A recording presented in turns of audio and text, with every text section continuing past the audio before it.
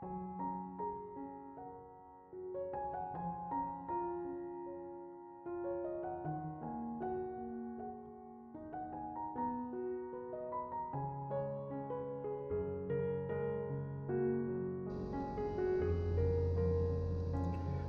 Ibu, Saudara-saudari, adik-adik kaum muda yang terkasih, apa kabar hari ini?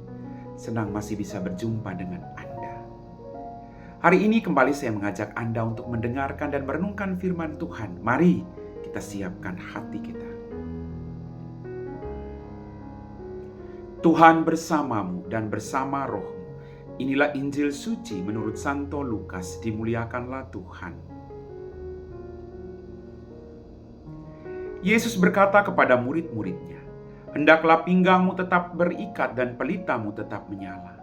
Hendaklah kalian seperti orang yang menanti-nantikan tuannya pulang dari pesta nikah, supaya jika tuannya datang dan mengetuk pintu, segera dapat dibukakan pintu. Berbahagialah hamba yang didapati tuannya sedang berjaga ketika ia datang.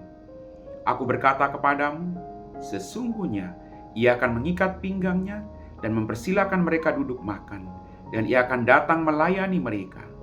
Dan apabila ia datang pada tengah malam atau pada dini hari, dan mendapati mereka berlaku demikian, maka berbahagialah para hamba itu."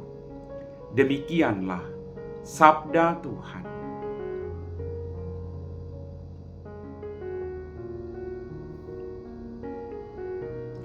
Bapak, Ibu, Saudara-saudari, adik-adik kaum muda yang terkasih, melalui bacaan Injil pada hari ini saya merenungkan bahwa di balik kesibukan kita, di balik tawaran-tawaran duniawi saat ini, hendaknya nyala kita tidak pudar. Dikatakan tadi, hendaknya pelitamu tetap menyala. Kita harus tetap menyala sekalipun kecil, supaya kita tidak dibawa oleh arus zaman atau arus teknologi yang kadang membuat kita lupa akan kebaikan Tuhan. Kadang orang sibuk dengan teknologi, TikTok, tidak jadi masalah. Tapi kadang orang lupa untuk bersyukur kepada Tuhan akan apapun yang dia miliki hari ini. Bapak, Ibu, Saudara-saudariku yang terkasih, pelita kita harus tetap menyala agar kita berjaga-jaga, waspadalah. Jangan sampai kekelaman itu menguasai hidup kita. Tapi biar kecil nyalanya, tapi ketika dia ada di kegelapan, dia akan terlihat cahayanya. Maka mari kita berjuang untuk mempertahankan nyala dalam tubuh kita masing-masing. Jangan sampai itu padam. Dan jangan sampai kita terlalu sibuk akan hal duniawi, lalu lupa akan kehidupan abadi di surga.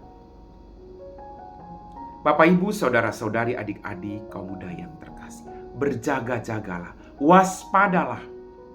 Kita tidak tahu kapan kita mati. Kita berjaga-jaga dengan melakukan kebaikan-kebaikan, pertobatan, agar ketika Tuhan datang menjemput kita, kita didapati dalam keadaan yang selalu siap. Berbahagialah kita kalau kita selalu menyiapkan diri kita dengan berjaga-jaga, dengan selalu berdoa dan ingat akan kebaikan Tuhan, maka kita akan mengalami sukacita dalam keabadian di surga. Amin.